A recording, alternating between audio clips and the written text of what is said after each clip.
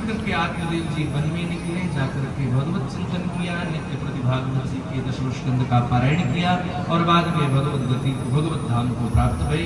इधर श्री सूत जी कहते हैं कि पिता के चले जाने पर धुंधकारी ने एक दिन अपनी माता से कहा, माता एक बात बता, जो धन तुम्हें पिता ने दिया था वो कहाँ छुपा करके रखा है? धुंधली ने कहा, बेटा मेरे पास कोई पैसे नहीं। कहा, मुझे पता है तुमने पिता की जेब काट काट के रखे हैं, कहाँ है निकाल। धुंधली ने जब नहीं दिए तो मोटा डंडा उठाया और लगाया। एक अच्छा हुआ, होना चाहिए था, इसके लाड प्यार नहीं बिगाड़ा था। तो आज धुंधली को बड़ी पीड़ा हुई, सो घर छोड़ के निकली, एक कुएं में गिर करके मारी गई। और जब धुंधली भी चली गई, गोकर्ण जी साधु स्वभाव के हैं, बचपन से बाहर हैं, तो इधर धुंधकारी ने घर में 5 वेश्याओं को ला करके रख लिया, 5 स्त्रियों को रखा। घर सोता है, शराब पी करके रात भर चोरी करता है और एक दिन बहुत सारा धन चुरा कर लाया। वेश्याओं को धन देख करके मन में लालच आ गई, लालच जागृत हो गया। सो उन्होंने सोचा इतना धन हमें मिल जाए तो हमारा जीवन पार हो जाए आराम से। सो उस धन के लालच में उन वेश्याओं ने धुंधकारी को चारपाई में ही बांध दिया, गले में फांसी का फंदा डाल दिया और फांसी का फंदा डाल करके खींचने लगे। फांसी का फंदा डालने के बाद भी जब धुंधकारी नहीं मरा तो उसके मुख में तप्तांगार समूहांश्चा तन्मुखे विचक्षितो, जलती हुई अग्नि जब मुंह में डाली तो अग्निर्ज्वालाति दुःखेनो व्याकुलो निधनं गतः, अग्नि की ज्वाला के प्रभाव से तुरंत वो मृत्यु को प्राप्त हो गया। सूत जी कहते हैं, हे सौनकादि ऋषियों, धुंधकारी अपने पापों के कारण भयंकर प्रेत बना।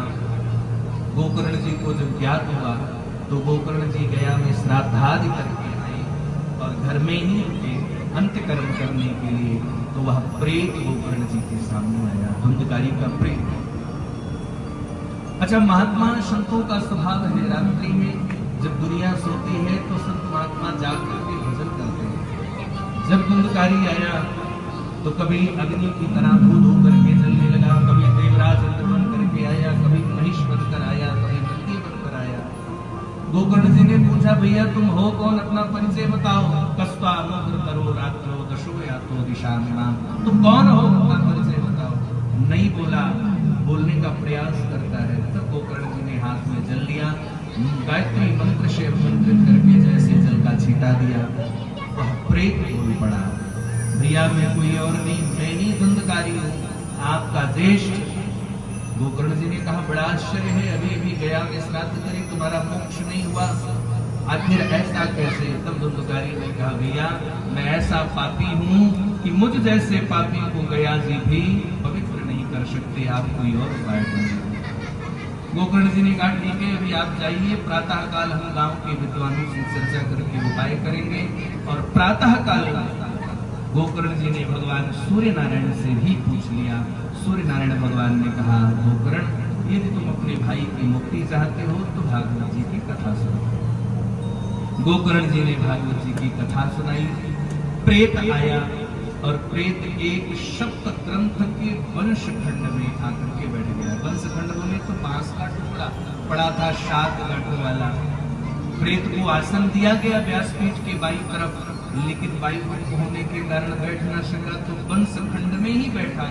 और परिणाम यह हुआ कि भागवत जी की कथा सुन करके बांस की 7 ग्रंथियां फटी और वह प्रेत हुआ।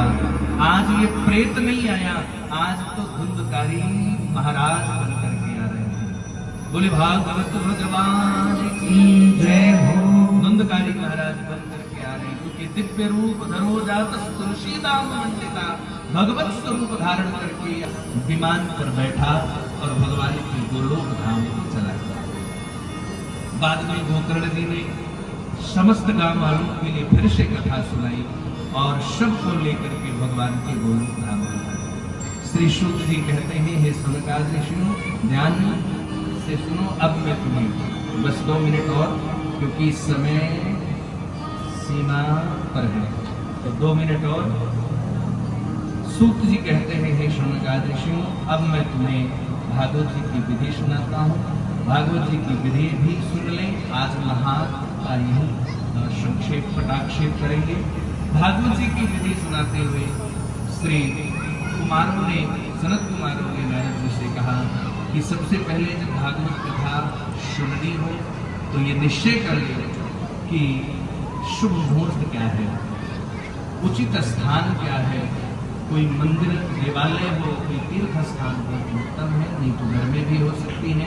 और संतों को, महात्माओं को बुला ले, अच्छे वक्ता का चयन करे। वक्ता कैसा हो, भले विरक्त हो, वैष्णव हो, ब्राह्मण हो और वेद आदि को जानने वाला हो, ऐसा वक्ता हो। वक्ता के प्रति आचार्य का भाव हो, ऐसा भाव हो कि हमारे सामने सुखदेव भगवान ही बैठ करके हमें कथा सुना रहे हैं, ऐसा मान करके वक्ता को प्रणाम करें। और भागवत जी की कथा को कोई साधारण पोथी ना समझे। यहाँ पर लिखा है, भागवत जी की पोथी श्रीमद्भागवताख्यो यह प्रत्यक्षः कृष्णैव ही, ये भगवान कृष्ण ही है। इस भाव के साथ इन्हें प्रणाम करें। मुझे अच्छा लगता है, बहुत सारी जगहों पर भी पिछली जगह कथा हुई तो माताएं वहां प्रतिदिन आती, सुबह मंदिर में दर्शन करती और भागवत जी की परिक्रमा करती। भागवत जी भगवान है, ये मान करके परिक्रमा करे, प्रणाम करे, तुलसी पत्र पुष्प आदि जो हो वो भागवत जी को समर्पित करे। क्योंकि